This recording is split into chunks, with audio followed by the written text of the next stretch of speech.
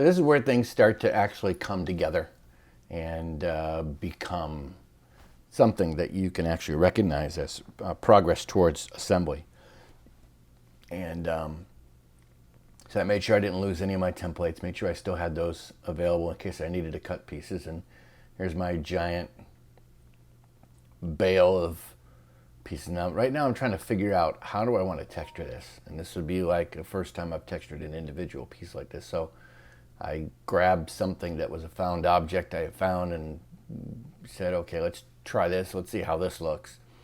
And that was all right. That really didn't do what I wanted to do. So let me see if I can use a roller and see if I can roll it in something. So I grab a bottle of glue and then I try to roll it, which was way more effective, but still looked like crap. So after about 4 pieces, you're going to see that I totally give up on this texture entirely because it just didn't fit an underground, subterranean stone staircase. It didn't match, it didn't make sense. But what I would say is don't be afraid to try something that may or may not work and just give it a shot because, again, I had a ton of pieces. I could afford to, booger a couple up and just, go back to what I know for sure is going to work, which is the old tried and true tinfoilio, dealio, ballo thing. So this is me, going at it and getting done on this part. So as you can see underneath, that's the white poster board that I had all my drawings and notations on. So I still have it in front of me in case I need to just match up and make sure I have these pieces shaped out the way I would want them to be shaped, and all of those different elements go together as I'm putting stuff together. So, and what I can tell you about this part of the process is that you get to be so close to being able to start putting things together, and you just have to keep yourself encouraged. You just have to keep yourself motivated to move forward, so you can get to the good parts. And there really are no shortcuts. It's just, this is a bin of stair steps that all have to be textured. And I don't think I textured both sides. I just textured one side, if I'm not mistaken. Or maybe I did texture both sides. I don't really remember. But again, you can see I'm not spending a ton of time on each one. I'm not really, holding it with great care towards my heart and giving it tremendous love and all that stuff. I'm just, a couple of swings, a couple of passes, a couple of rolls, on to the next piece.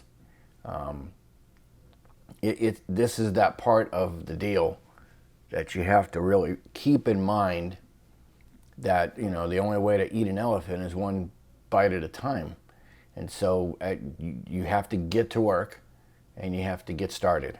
And once you get started, even if you don't have this fully mapped out, fully fleshed out, completely highly detailed roadmap of everything you're going to do, and every step is a checklist that you plan on checking off exactly as it goes, exactly according to plan, based on exactly how much time each step is going to take, that's not realistic to have something like that. So when you don't have that and you start out from a point and you move forward organically, that then brings you to each step as a direct result of what happened prior. And as you encounter turns and twists in the decision tree of the process, it then requires you to adjust what you thought you were going to do then that next step, and then what you thought you were going to do in the next step. And it allows for the process to be less frustrating and less challenging, because you're not giving yourself a pass-fail in your brain based on, okay, I was going to do these 43 things and I failed to do step 12, 20, and 30. And now I'm terrible because I didn't. So now I think I'm ready. At this point, I said, okay, I've got all my pieces, I've got supplies, I've got the offcuts, I've got how I'm going to do this. Okay, this is going to work. I'm matching up this to the edge of the steps so I can actually make that cut and actually turn that into a piece that I can actually, generate some thickness and make this stretch out a little bit further vertically. But I knew I needed to have my foundation, so I couldn't wait any longer. I couldn't stand it. said, all right, I'm not going to do any more busy work. I'm going to actually make something. I'm actually going to generate something at the end of the day that looks like whatever I've got in my brain and in my head. So this would be something that I would certainly tell you, is that although the busy work is important, you want to give yourself, you want to reward yourself as both the laborer and the boss of your project. And you want to give yourself an opportunity each day that you're doing this stuff to at the end of the day, be able to see some progress in a fun way, and be able to experience the creative part of this hobby. And so I decided, okay, I don't want to. I was going to cut those offcuts identically sized to the rest of the steps, and I said, you know what? I really don't have to do that. I can take a break from being the construction worker and the factory worker, and I can go over into the creative part of my factory here and start doing something creative. The fun parts, because you always have the parts that are fun and the parts that aren't. And I was ready. I was really ready at this point to do some actual execution of what I had in my head. And also at this point, I was realizing that I really needed to not do this as a single column, because it was too tall. It was just too big. It just didn't make any sense. So I said, all right, so why don't I make 3 tubes that one is taller than the next, which is taller than the next, out of the same long single main tube. And therefore I would still be able to have enough scale travel, for the session, but have it be more practical on the table. Because you got this one single tube sticking 3 feet up from the table, the probability it's not going to fall over is very low. So I said, all right, so let me do this. All right, so I'm going to make my first cut here. So I decided to do I think I did a 12-inch cut. Yeah, I did. I don't remember which one this was. 12, 8. I don't remember the numbers that I used for this. Oh, this is me figuring that out. Okay, so if I do a 6-inch, there we go, 6-inch, 18-inch, and a 12-inch, that would still give me all of what I needed. And then this is the kind of genesis of, okay, this tube is not going to work by itself. So how am I going to redo this? All right, so what if I did 3? And what if I had one door on each? And how would they connect to each other as individual columns?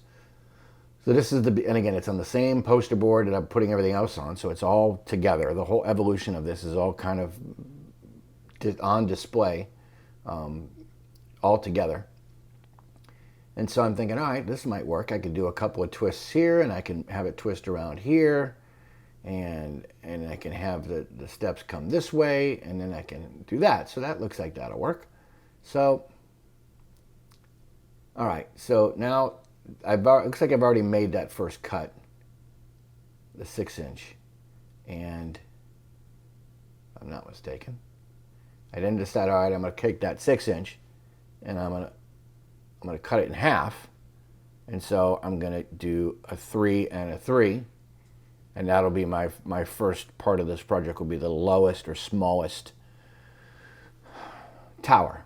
And I did that simply because it would be the least amount of material that if I did something horrible and just not right, it would only be on 6 inches of tube, and I would only have used 6 inches of tube rather than 18 or 12 or something, larger. So I said, all right, so I'm gonna do this first one, and kind of do what proof of concept, which basically means you're kind of doing a miniaturized version of something with the same techniques on the big project, and you make it, you see if it'll work before you move on to something giant, like in Mythbusters when they have an idea and then they do a scale model of something as proof of concept, and then when they realize it's possible, they then scale it up to true to life. So this is me getting a little frustrated that I did the first cut all the way through with that saw, and I'm like, you know what, this is nuts. I shouldn't really, this is hard. So maybe I'll just come over here and I will try to catch that tube, which just ran away from me because it knows what's about to come. And I'll just use the bandsaw. Oh, not the bandsaw, the jigsaw. Because that's super easy. You just stick it in the hole and spin it around and off you go. And since it's cardboard, it was super quick. You know, I would recommend making sure you make the line already so you got a guide for yourself, because the two halves need to kind of match up well. Although I think at the end of the day, I think I actually flip these and use the true straight edge on the bottom and the true straight edge on the top and flip them that way so that I would sure have two bases. Now I realize, of course, that these are a mess, so I then trim those up on the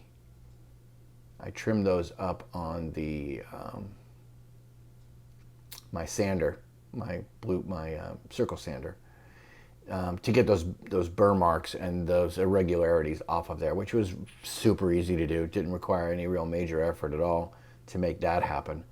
So all in all, I was pretty happy with seeing things come together in my head, and then seeing these pieces come together in front of me and saying, okay, this is going to work. Things are the right thickness, things are the right shape, the proportions seem right. And when you give yourself these types of milestones, it helps to keep you from, number one, losing interest.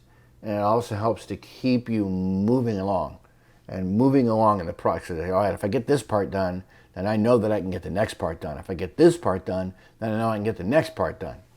So being able to focus on just this one portion of the tube, and here's me just using the circular dealio to just get those burrs off, and that was, again, I kind of skipped forward because you didn't need to see me sanding for 20 minutes. So now I'm like, okay, these all match up good, because you need the surfaces to match up. And now I need a plug for the top section and where the floor is going to go. So I use the actual piece itself as my template. Again, no measuring or anything fancy like that. You're using the found piece that you have, because you know that circle is inside the inner part of the tube. So then I'll take this board, XPS foam, I think I have 1/2 inch if I'm not mistaken, and trying to figure out why, in fact, this is cutting so poorly. And I realize that it needs a knife clip to break off the blade to get a fresh blade on it. And so then I don't worry too much about making a perfect circle, because it's really not that important to do so. It's going to get smashed down into the tube. It's going to get glued up. It's going to get covered in Mod Podge. It's going to get all kinds of stuff on it that's going to cover up and hide those crimes. And so that's not really that big a deal. So the other thing I would recommend you do is think of it as when you carve a pumpkin. In the top, you carve the top. You actually carve inward on all the sides so it fits in but doesn't fall in. And make it a little wider on top than it is on the bottom, and so that it doesn't fall in. So this is me, placing the pieces and saying, okay, if this is going to be raised up, that's going to give me a reference to be able to make sure that this references properly for this here, and that fits up right here. I ultimately did not end up doing that. I ultimately ended up making them flush and using the reference, the outside foam rather than the inside foam, because I felt that it made more sense to do it that way.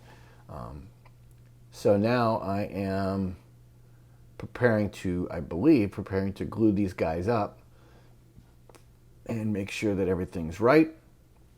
Or I might be doing the floor on this part. It's hard to remember. This was a while ago. Oh yeah, I'm doing the floor. So this was the first way that I did them. I found an easier way. And if you have one of those orange triangular square things on the top there that you see in the top of the screen, those are cool because that lip, which extends on both sides, so no matter which side you place it, you have a lip to catch on. That lip is exactly 1 inch thick. So you could stand that sucker up on any surface, and when you draw on either side of that lip, on the whatever you're drawing, it's going to be 1 inch wide. So on my next set of these, which I did much more quickly than I'm doing now, you'd basically stick it in the center, boom, boom. You've got an 1 inch wide strip down the center one direction.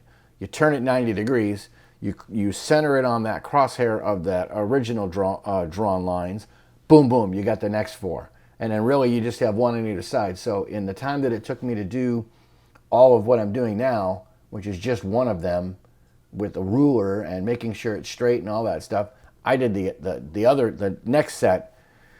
It took 30 seconds. It was really fast. It didn't fall off the table like that either, because I was able to get those lines down super quick. So because it's XPS, you can cut into it with the knife a little bit deeper to make those divisions more pronounced. This is clearly the tinfoil exercise. And I think I also might have drawn some cracks in the individual tiles. But I was really happy with the way this texture was coming out. And again, here's me just kind of re-emphasizing the lines with a ballpoint pen. I'm still not real good at this technique. As you can see, it's not as clean as other people do it.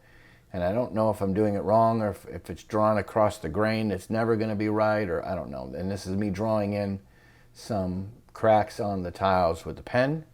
I don't know if that was the right way to do that or not, but that's what I did. And so, again, I put in the final texture and make sure it looks kind of good the way it is. My camera was moving back and forth and it was kind of jumping around. And so then I work on, then I got to get the glue gun because I got to glue this up. So I think I did one fully because I'm impatient like that. And here's me remembering that I still had the plastic on one of them. It's ruin your day if you have that plastic on. You're trying to do stuff, because then it becomes 53 pieces of plastic that you got to peel off with your fingernails, and that's always fun. So again, here's me going through the same exercise of getting that grid drawn. And again, this is way more complicated than you would ever need it to be, and probably took way more time than I needed to make it, but I didn't know any other way. Don't be worried about that. Don't say to yourself, man, I did terrible yesterday because I wasted a bunch of time on X, Y, or Z, and then feel like you're never going to be good at this. If you're just starting out as you're watching this, you know nothing right now. This is the most amount of nothingness you know. As you go forward, the amount of nothingness that you possess in your brain will get smaller because you've learned something each day. The greatest teacher is failure. The absolute most 100% foolproof way of teaching yourself something is to try to do it and screw it up multiple times if possible. That's ideal, because at that point you're figuring out ways how not to do something, and you'll never know all the different ways that will work unless you just try at it. So they say that Thomas Edison tested thousands of different materials for the filament of light bulbs before he found one that would work. And I think his quote was, when they asked him, how could you handle all those failures? He says, I didn't fail that many times. I found X number of ways not to make a light bulb. And you would never know that unless you tested them just in a scientific method, just like that.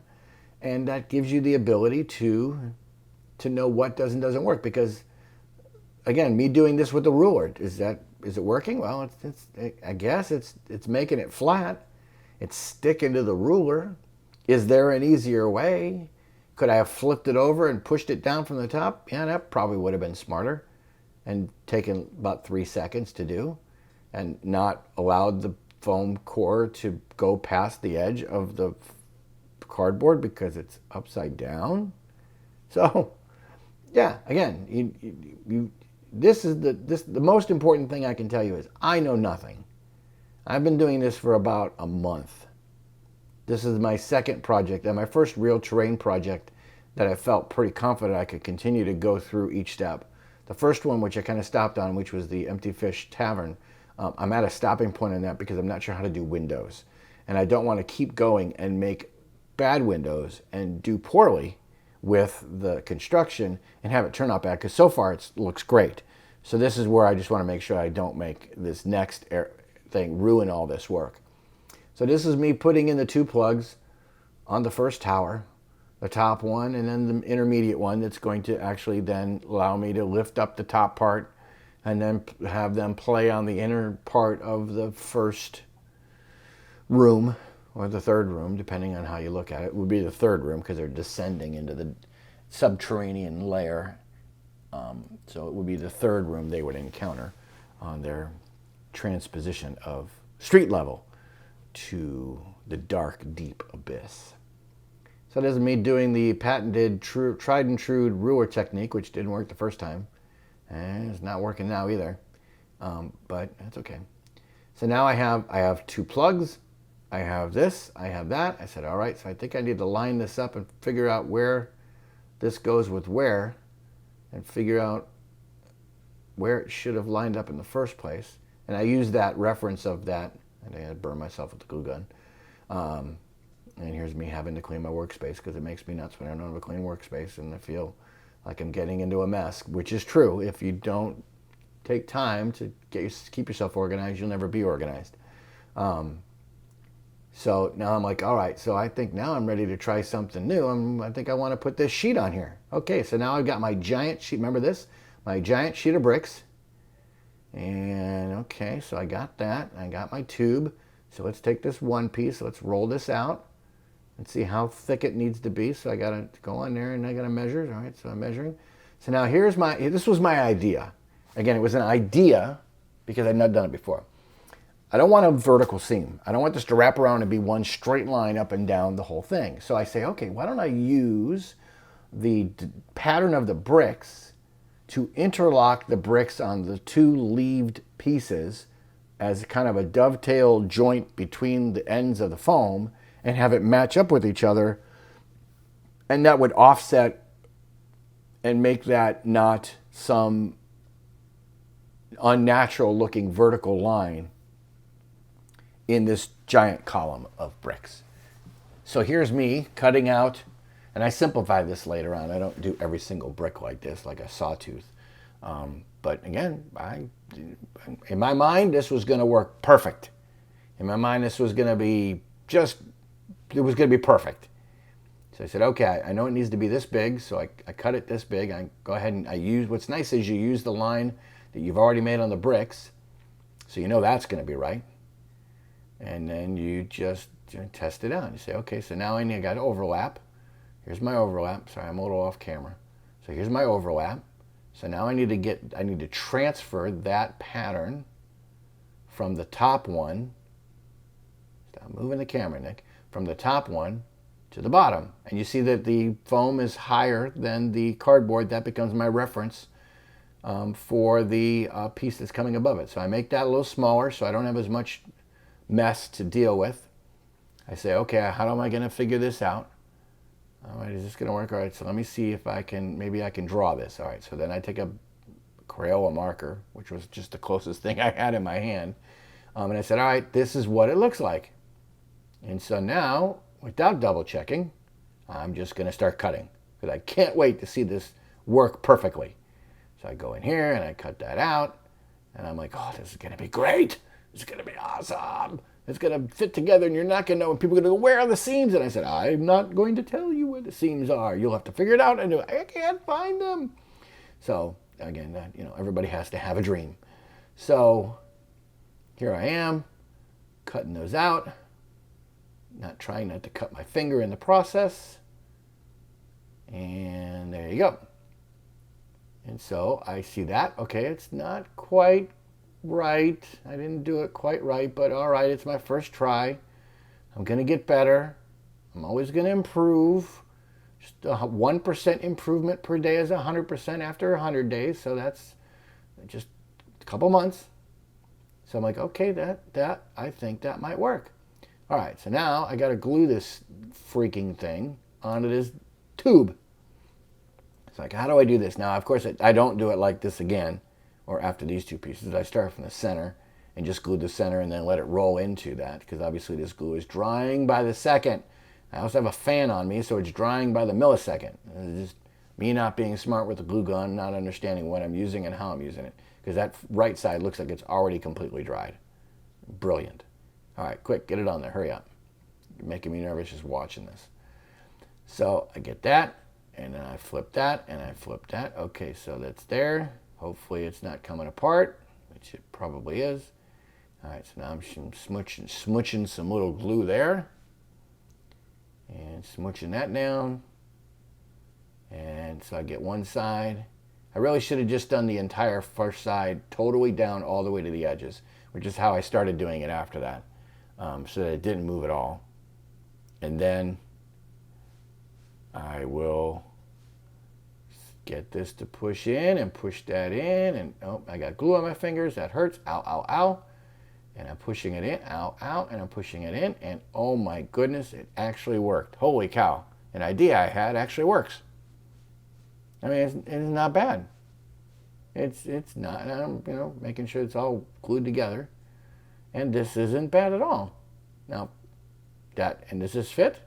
Let's see. Oh my gosh, it fits. It works. I was shocked. I'll tell you, I was shocked. I was surprised at my idea, which I didn't. It was just an idea, and 70% of what you think is going to work doesn't, and only 10% of what's left actually does work perfectly without modification.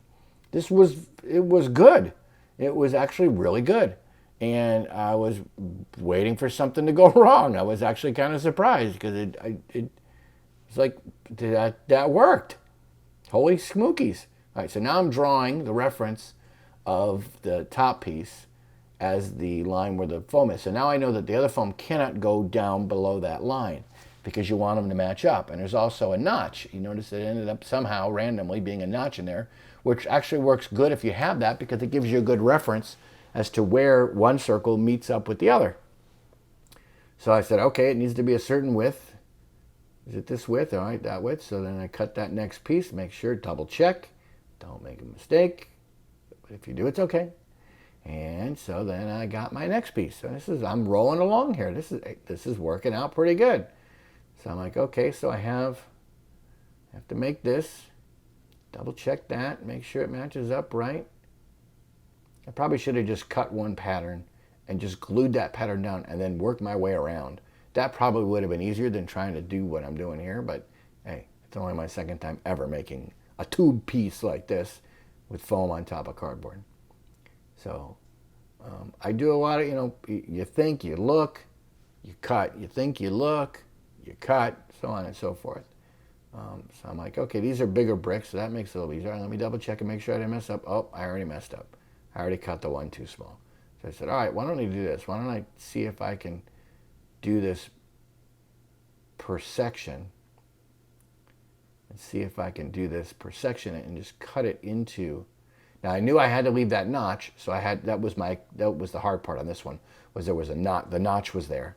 And that's why I started on that corner, because I knew I needed to have that notch be right there where my hand's holding it. And so I had to double check that, and I have to make sure it works out right. So I said, all right, I'm going to glue this down because it's annoying the snot out of me. And I can't get anything done if this stuff keeps moving. Because I saw how badly I did the first one with the pattern between the two. Now I'm putting way too much glue on. I'm putting too much of it, gluing up too much of this. So now I think I left the last part unglued so that at least it was able to be peeled back and then manipulated. But this is me getting the piece in place based on the line that I drew, making sure the line that I drew works out the way it goes all the way across. So, okay, I'm actually doing it the way I'm saying I'm doing it instead of the way I thought I was going to at the beginning. And, it's probably a $1 glue gun and some inexpensive glue sticks. So I'm not heavy into the hardware here, guys. So trust me, you don't have to be. And again, I'm making sure that the tops and the bottoms are all well organized. I'm making sure that it's even, that it's tracking that line on the bottom, what's going to be the bottom, what's going to mate up with the piece below it. I'm making sure that tracks up with that line, because that line is a true register. And so now I'm like, okay, let me just cut here, and I think I'll just cut both pieces at the same time. This was a pretty good idea, except of course one is on top of the other, so you're going to have a little bit of introduced error with the way they actually register together. So I'm like, all right, let me just cut one section and pop that out. Pop that, there you go, pop that out.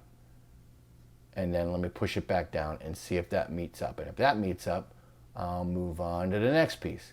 I'm like, all right, I'm going to cut that, and then I'm going to cut this, and then I'm going to see where that needs to go, like that, and maybe something like this, and so on and so forth, and just kind of try to register between the two pieces all the way down to the cardboard to see how we can make this work. Now, this is a pattern, this is a technique that will work a lot with super thin material because you don't have as much change in where the position is because of the thickness.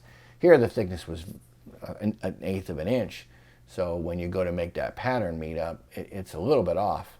But it's okay because I think it's actually a little bit off in the direction of having too much versus not enough. If I'm not mistaken, let me check. Yeah, it was just a little too much. I'm like, okay, well that's easy because I can just cut that little guy there, and then that fits. And then I'm gonna look over here and I'm gonna trim this guy out a little bit and fix those messes and hide those crimes. And eventually, ooh, that's very dangerous. Don't do that. That was stupid what I just did with that knife pointing away towards myself with the tension of the foam. And look at me doing it again. That's beautiful. Kids, don't do this at home.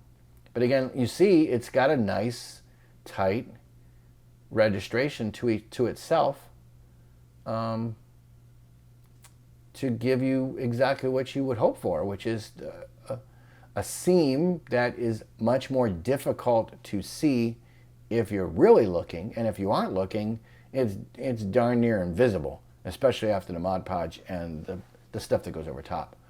So here I am gluing it down and down. And again, this is my second attempt, and it is clearly 100% better than the first attempt. And this was only my second time. Now, I didn't worry about there being this because you can trim this pretty easy.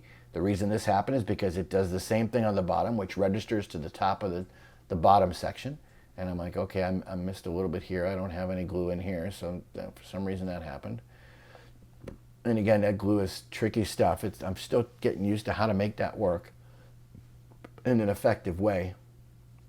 And so here I am with my first two pieces. And the idea that I thought would be workable so far is doing everything that I want it to do. And it's exciting and it's fun. And it's like, hey, I made this. I made this little guy. And if I didn't do anything else with this project, I still made this little guy. So I'm like, okay, I keep putting it together and taking it apart because I'm waiting for something to materialize as some type of error that I just didn't see the first 14 times. And I'm like, okay, well I got a little bit of a gap there. And I think I can fix that by just trimming it down a little bit.